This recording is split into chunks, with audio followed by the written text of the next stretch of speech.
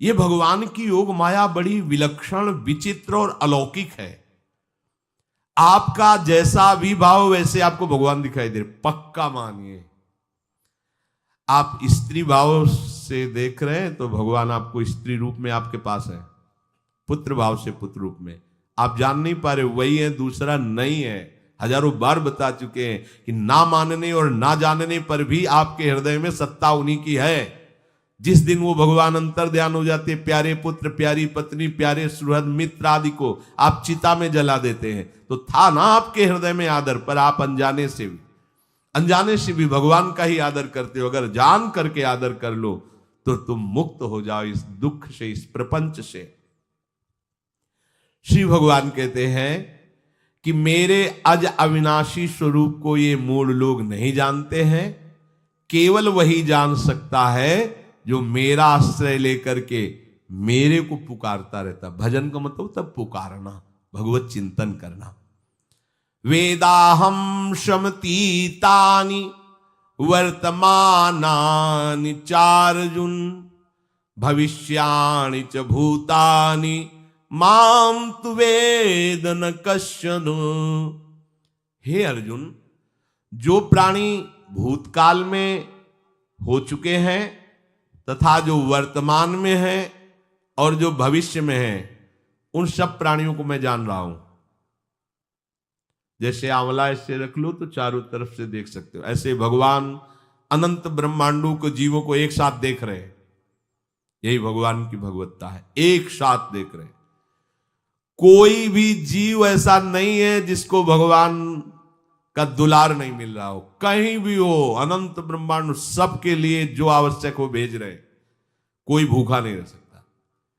एक बार वीर शिवाजी समर्थ गुरु श्री रामदास स्वामी जी के पास गए और कहा कि स्वामी जी अकाल पड़ा हुआ है, तो हमने सारा का सारा खजाना खोल दिया और सबको पवाया। तो गुरु बड़े कृपा सिंधु थे, उन्होंने देखा कि इनके हृदय में एक गर्भ का अंकुरण हो रहा है कि मैं भरण पोषण किया सबका अकाल में। तो उन्होंने कहा कि शिवू यह थोड़ा उठाओ, आओ चलो हमारे साथ। एक बड़ा पत्थर का, इसे तोड़ो। महाराज जी तोड़ा, हटाया तो नीचे मिट्टी में दबा हुआ स्वस्थ मेढक एक ऐसा, बिल्कुल। बोले इसको किसने दिया? देखो ना कितना स्वस्थ है, पुष्ट है, इसको कौन आहार दे रहा है, इसको कौन प्राण पोषण कर रहा है? बोले भगवान। तो बोले तुम कैसे दाता बन गए? संपत्ति तो सब भगवान की है, भगवान ही सबका, ये अहम मत करो कि तुम पोषण करते हो। नहीं, छोटी सी वृत्ति को भी गुरुदेव बर्दाश्त नहीं करते। जो गुरु शरणागत होता है वो उनकी बात समझता है, अन्यथा वो अपनी मनमानी वृत्ति को ही आदर देता है, गुरु की आज्ञा वृत्ति को नहीं देता। छोटा सा भी अभिमान का कण अपने जनों में गुरुदेव को बर्दाश्त नहीं होगा, क्योंकि यही भगवत प्राप्ति में बाधा बन जाएगा।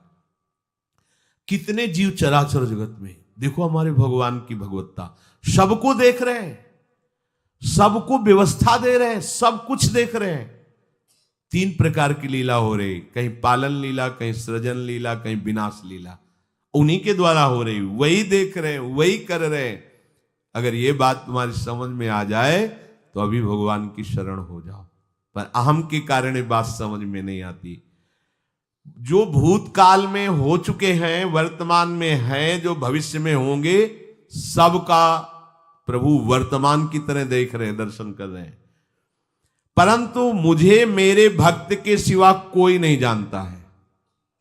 भक्त के सिवा कश्यन, कोई भक्त बिरला, वही केवल भगवान को जान। भगवान सबको देख रहे हैं, भगवान की दृष्टि सब पे है। अगर ये बात आपकी समझ में आ जाए तो अभी आनंद आने लगेगा। मैं भगवान की दृष्टि में हूं, बस आज हमें सत्संग से बात मिली कि मैं भगवान की दृष्टि में हूं, मुझे वो देख रहे हैं, बढ़िया बन गया। अब आप पाप कैसे करोगे? क्योंकि भगवान की दृष्टि में भगवान आपको देख रहे हैं। डरो, किसी गवाही की जरूरत नहीं, वो देख रहे हैं। तो आप भय क्यों कर रहे हो? आपको भगवान देख रहे हैं, आपको डरना नहीं। फिर आप कामना क्यों कर रहे हो? भगवान आपको देख रहे हैं, जो चाहिए उस समय से दे देंगे, आप निश्चिंत रहिए। अगर आप अहम करोगे तो दुख भोगोगे, आश्रित रहोगे तो सब अपने आप निर्वाह हो जाएगा। एक आदमी ट्रेन के डिब्बे में बैठे ऐसे ऐसे दौड़ रहा था। एक ने पूछा भाई क्यों दौड़ रहे? बोले अमुक स्टेशन जाना है। तू बैठ जा, गाड़ी चल रही है, ट्रेन चल रही, तू बैठ जा। ऐसे ही त्रिगुणात्मिका माया की ट्रेन चल रही, पूरे विश्व का विश्वंबर भरण पोषण कर रहे हैं, तू तो बैठ जा भगवद आश्रय लेकर के, तू काहे को दौड़ा घूम रहा है? लेकिन ये अहंकार के कारण भटकता रहता है। भूत, वर्तमान और भविष्य काल, ये 3 विशेषण देकर भगवान कह रहे हैं कि मैं सबको देखता रहता हूं, जो हो गए, जो हैं, जो होंगे। भूत के प्राणी, भविष्य के प्राणी अथवा वर्तमान के प्राणी सभी भगवान की दृष्टि में वर्तमान की तरह ही है। ये भूत, भविष्य, वर्तमान काल केवल हम लोगों की दृष्टि में भेद है, भगवान की दृष्टि में नहीं। हो चुका, होगा, हो रहा है। भगवान की दृष्टि में सब हो रहा है, पीछे का भी, अब का भी, सब सामने चल रही सीन। हमारे हृदय में विश्वास हो जाए प्रभु हमें देख रहे हैं। अभी तो हमें ये नहीं पता कि हम भजन कर रहे हैं, भगवान पता नहीं जान रहे हैं कि नहीं जान रहे हैं। अभी भक्ति में रंग आ जाए, अगर ये बात समझ में आ जाए कि प्रभु देख रहे हैं हमें। देखो, जब हमारे गुरुजन बैठकर सुनते हैं और जब गाने को अवसर मिलता है तो ज्यादा उत्साह होता है कि बैठे सुन रहे हैं। ऐसे ही अगर हम मान लें कि हमारे प्रभु सुन रहे हैं, हम जो भजन कर रहे हैं हमारे प्रभु देख रहे हैं, जो सेवा कर रहे हैं भगवान हमारे स्वीकार करें, प्रियालाल स्वीकार कर, अभी भक्ति का रंग आ जाए, ये बात हमारे हृदय में बैठ जाए कि मैं हर समय प्रभु की दृष्टि में हूं, हर समय मैं अपने आराध्य देव की दृष्टि में हूं, कितना आनंद आएगा। अंदर से सोचो जरा, हर समय वो हमें देख रहे हैं और वो कह रहे हैं मैं देख रहा हूं। पीछे जो तुम किए वो देख रहे हैं वर्तमान की तरह, अभी जो वो तुम देख रहे हैं, आगे जो करोगे वो भी देख रहे हैं। वो पहले से उनको सब पता है, तुम ऐसे ऐसे चलोगे, ऐसे ऐसे कार्य करोगे। भगवान की दृष्टि में सब कुछ वर्तमान ही रहता है। संपूर्ण प्राणी काल के अंतर्गत है और प्रभु श्री हरि कालातीत है। देश, काल, वस्तु, व्यक्ति, घटना, परिस्थिति ये बदलते रहते हैं, पर प्रभु श्री हरि वैसे के वैसे ही रहते हैं। काल के अंतर्गत प्राणियों का ज्ञान एक सीमित है। अब इस दीवार के पीछे कौन खड़ा है, क्या कर रहा है पता नहीं, पर भगवान की दृष्टि में नहीं। भगवान की दृष्टि में सुमेरु पर्वत पर क्या हो रहा है, जहां किसी की दृष्टि, वहां भी उनको, ब्रह्मलोक में ब्रह्मा क्या कर रहे हैं, बैठे बैठे सब। इसलिए कितने महान ईश्वर हैं। एक छोटी सी भी चींटी को दाना मिला कि नहीं, उनको चिंता है। देखो, आप छोटे से 2-4 लोगों का भार लेकर के चिंतित हो रहे हो, अनंत ब्रह्मांडों के अनंत जीवों का भरण पोषण प्रभु हमारे कर रहे हैं और निश्चिंत हैं। अचिंत शक्तियां भगवान की, तो आप भी तो उनके बच्चे हो ना। ये सब कहने का मतलब है आप भी तो उन्हीं के अंश हो ना। 2-4 की चिंता में इतने तुम बावरे हो रहे हो, डिप्रेशन में पहुंच रहे हो, 2-4 कामनाओं के पीछे इतने। अनंत ब्रह्मांड तुम्हारा जो अंशी है, अनंत ब्रह्मांडों के अनंत जीवों का अनंत काल से भरण पोषण करता चला आ रहा है। कहीं भी किसी के साथ कुछ भी गलत नहीं हो सकता। जैसे कहते हैं कि क्या गलत हुआ, देखो ना अभी तो बच्चा था, ऐसा ऐसा हो गया, तो तुम्हारी दृष्टि में बच्चा है, पीछे तो बहुत पुराना है ना, जो कर्म करके आया उसका फल। कहीं भी गलत किसी के साथ नहीं होता, ध्यान रखना। जहां कुछ होता है, अभी हमने देखा मनो कि ये तो बहुत गंदा है, तो सीधे जा रहा था, ये आदमियों ने मिलकर इसे पीटा, अभी सीधा चल रहा, पीछा टेढ़ा चल के आया है, और जिनको पीटा है वही आके इसे पीट रहे हैं। अब हम वर्तमान को तो देख रहे हैं ना, पीछे की बात तो देख नहीं रहे ना, और भगवान पीछे की देख रहे हैं कि इसने पीछे बहुत ऐसा गलत किया, उसका हिसाब इसको मिल रहा है, इसलिए चुपचाप देखते रहते हैं। ध्यान रखना, इतना भी गलत नहीं हो सकता इस सृष्टि में। वो कैसे गलत नहीं हो रहा, अभी तो नवयुवक था, उसने कुछ ऐसा किया ही नहीं, अभी तो नई अवस्था थी, अभी तुम्हें दिखाई दे रहा है 15 वर्ष का है, लेकिन भगवान देख रहे हैं मेरा पुरातन अंश है, किस जन्म से क्या क्या करते चला आ रहा है। ये ज्ञान हो जाएगा तो किसी भी बात में आपको दुख नहीं पहुंचेगा, विक्षेप नहीं पहुंचेगा। नहीं, बड़े बड़े विक्षिप्त हो जाते। एक गौतमी नाम की महान तपस्विनी थी, महाभारत में कथा आती है, उसका एक ही पुत्र था और उसको सांप ने काट लिया। तो वहां की कुल भील उठा के लाए और कहा, देवी मां ये देखो सांप ने तुम्हारे बेटे को काट लिया। तो उनका इतनी सामर्थ्य सांप की कैसे हो गई कि मेरे बेटे को काट लिया और मेरे से भय नहीं माना। आकर्षण वृत्ति जीव ही की सांप सामने आ गया, तूने क्यों काटा, मैं तुम्हें भस्म कर दूंगी। तो आपने कहा पहले हमारी प्रार्थना सुन लो। मेरे सर पर मृत्यु ने आकर के अपना शासन जमा लिया और कटवा दिया, मेरा कोई दोष नहीं। मृत्यु का आकर्षण किया, महान तपस्विनी भगवान व्यास देव जी ने ये लीला कथा गाई है। मृत्यु का आकर्षण किया, साक्षात मृत्यु सामने आ गई, थर थर कांपने लगी। गौतमी जी ने कहा मैं अपने तपस्या के बल से तुम्हें भस्म कर दूंगी। हमारे ऐसे निष्पाप बालक को तुमने सांप के द्वारा प्रेरित करके कटवाया। बोले मेरे ऊपर काल का शासन है, काल ने मुझे प्रेरित किया, मैंने सांप को प्रेरित किया, मेरा कोई दोष नहीं, ये काल का शासन। काल का आवाहन किया, काल उपस्थित हुआ। काल ने कहा कि मेरा इसमें कोई दोष नहीं, इस बालक के पूर्व जन्म के कर्म के द्वारा मैं प्रेरित हूं। इस बालक के कर्म से प्रेरित होकर मैंने मृत्यु को प्रेरणा की, मृत्यु ने सांप को प्रेरणा की और इसने डस लिया। अब आप बताओ किसका दोष है? शांत हो गई, क्योंकि इस बालक के ही तो कौन काहू के सुख दुख कर दाता, निज कृत कर्म भोग सुन भ्राता। कोई किसी के सुख दुख का हेतु नहीं है, अपने कर्म ही है जो हमको दुख सुख देते हैं। और ये भगवान देख रहे हैं। कोई जैसे आपको अभी मनुष्य शरीर मिला, स्वतंत्रता है, अब आप जो पापाचरण चाहो छूट है कर सकते हो, या जो पुण्य कर्म चाहो कर सकते, या भजन करना चाहो कर सकते हो। ये स्वतंत्रता केवल मनुष्य शरीर को दी गई है। आपको जो पूर्व भोग मिल रहे हैं वो आपके पीछे के कर्मों के हैं। तो जो ज्ञानी जन होते, विवेकी जन होते, आए हुए प्रारब्ध को भोग लेते, नया कोई पाप नहीं करते, निरंतर भजन करते रहते, भगवान की कृपा से मुक्त हो जाते। अगर भगवान की शरण में नहीं होगे, भजन नहीं करोगे, तो आपके ऊपर बहुत से ऋण है, दुर्गति हो जाएगी। ऐसा नहीं है। आप यहां भी तो देखो ना, आपके मकान, आपका व्यापार, सब कुछ आपका कहा जाता है, लेकिन सब कुछ सरकार का है। हर चीज का टैक्स देना पड़ेगा तुम्हें। पानी का भी टैक्स देना पड़ेगा, मकान का भी टैक्स देना पड़ेगा, और तुम भी जो करोगे वो पैसा दो सरकार को। टैक्स तुम ऐसे फ्री थोड़ी जा नहीं होता, देना पड़ता है ना। आप मान लो नौकरी कर रहे हो कि हमारी नौकरी करे, तो उसमें सरकारी टैक्स कटेगा आपका, क्योंकि आप सरकारी आदमी हो, भारत देश के वासी हो। ऐसे ही ये टैक्स लगे हुए हैं सरकारी भी, मातृ ऋण, पितृ ऋण, ऋषि ऋण, ये टैक्स है। ऐसा नहीं कि तुम कमाओ खाओ और इसके बाद मर के जाओ स्वर्ग मिलेगा। टैक्स चुकाओ। ये मनुष्य शरीर मिला, इन ऋणों से मुक्त हो। अगर नहीं हुए तो भी तुम्हें दुर्गति होगी।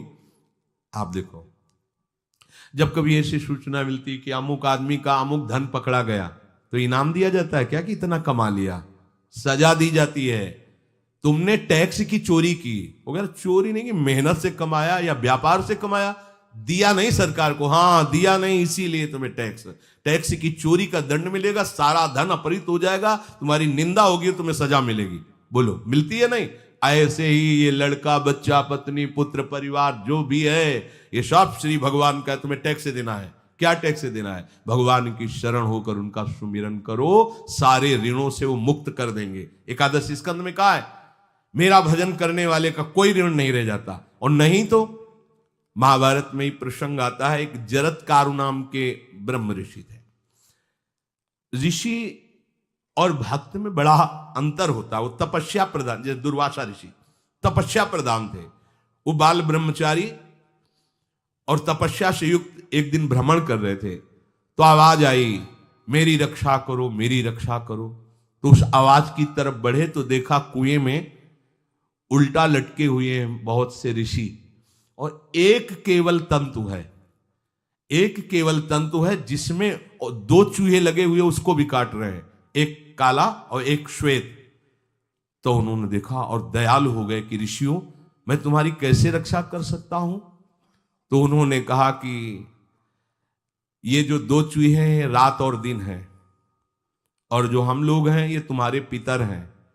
ये चूहे तुम्हारी आयु को काट रहे हैं, एक तंतु हमारे कुल में केवल तुम ही हो, और तुमने तपस्या की ठान ली, ब्याह किया नहीं, गृहस्थ धर्म में गए नहीं, पुत्र हुआ नहीं, तो तपस्या में, भक्ति में एक दम है कि सब ऋणों से मुक्त कर देगी। ये बात ध्यान रखना। तपस्वी अलग है, भक्त अलग। इसलिए पीछे चर्चा आई थी कि तपस्वियों से भी अधिक, ज्ञानियों से भी अधिक, कर्मकांडियों से भी अधिक वो मेरा भक्त योगी होता है। तुमने तो ब्याह किया नहीं, तो अब ये तंतु रात दिन तुम्हारे जीवन को काट रहे, जहां तुम खत्म हुए हम सब नरक में गिर जाएंगे। पितरों ने कहा तुम पितर ऋण से युक्त हो, मुक्त तभी होगे जब ऐसा करो। वो दृश्य खत्म, अंतर ध्यान हो गया। वो बड़े दुखी हुए कि क्या करें, तो उन्होंने मन में निश्चय किया कि ब्याह तो करूंगा पितरों के उद्धार के लिए। इतने बड़े तपस्वी हैं जरत्कारु जी, बड़ी महिमा है, लेकिन बात यहां फंस गई। पितृ, उन्होंने मन में निश्चय किया कि कोई आके अपनी कन्या दे दे और उसका भी नाम जरत्कारु हो। मैं बिल्कुल भरण पोषण नहीं करूंगा और कभी हमसे कोई प्रश्न ना करे, ऐसी अगर कोई कन्या देगा तो मैं स्वीकार कर लूंगा। अब ऐसे ना नगर जाना है ना किसी से बात करनी, तो वृक्षों से कहते अपने पितरों के उद्धार के लिए मैं चाहता हूं कि कोई पाणी ग्रहण संस्कार करा दे, कोई हमारे नाम की कन्या को दे दे, और ऐसा ऐसा व्रत है। ऐसा ही बोल रहे थे, वासुकी नाग उपस्थित हो गए और उनकी बहन का भी नाम जरत्कारु था। उन्होंने कहा सुनिए महाराज, मैं नागराज वासुकी हूं, सब देव रूप में, कोई ऐसे नहीं सांप वैसे बने, देव रूप, सुंदर कन्या जरत्कारु। बोले ये कन्या मैं आपको समर्पित करता हूं, हमारा सौभाग्य होगा आप जैसा महर्षि हमारी बहन का पति बने। इसका भी नाम जरत्कारु है, और आपकी जो इच्छा है कि मैं भरण पोषण नहीं करूंगा तो मेरे पास संपूर्ण वैभव है, आप भी पधारिए, मैं आपका भी भरण पोषण करूंगा, अपनी बहन का भी। तीसरी बात, मेरी बहन इतनी शास्त्र सम्मत आराधना से युक्त है कि वो कभी आपसे प्रश्न ही नहीं करेगी, तो उनका स्वीकार है। प्रसन्न हुए, चले गए। काफी समय तक उनके महल में रहे। एक दिन जरत्कारु अपनी जरत्कारु पत्नी की गोद में सर रख कर ऐसे लेटे हुए थे, सो गए।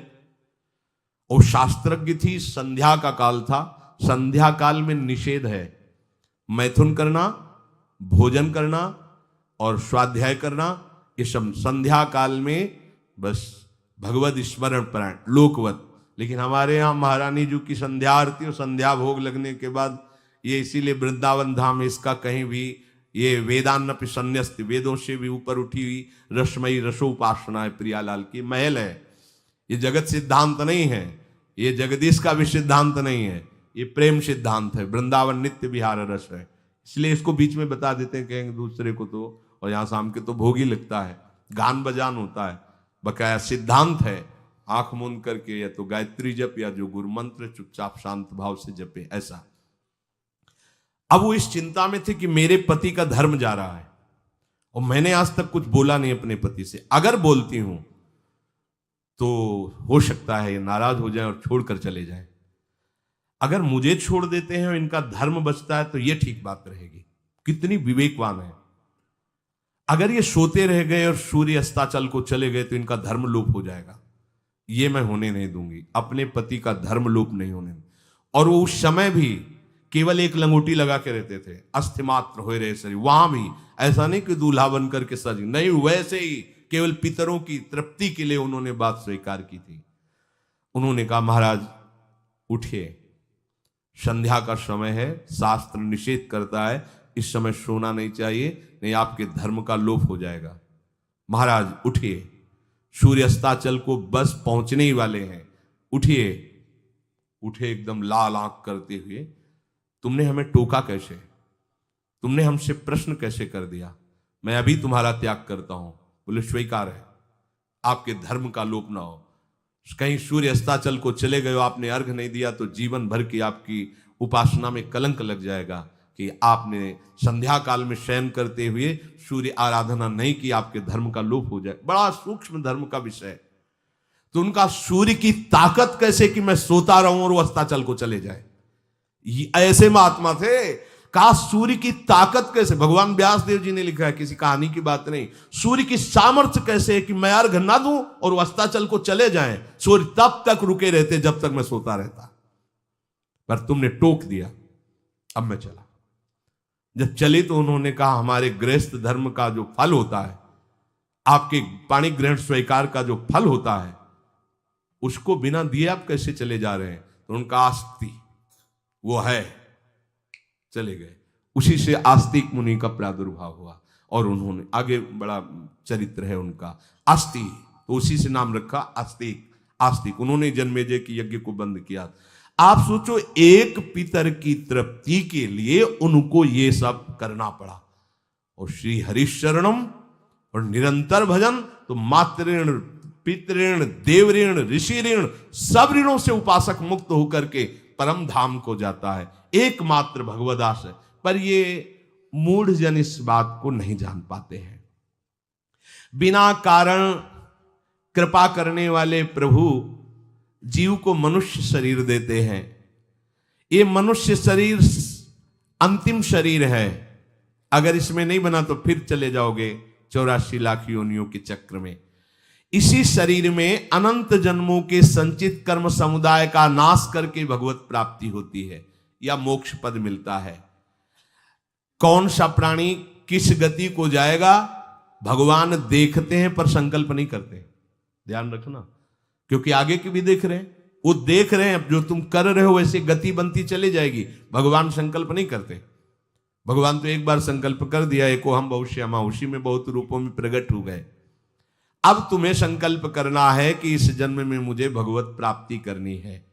जो संत शास्त्र सद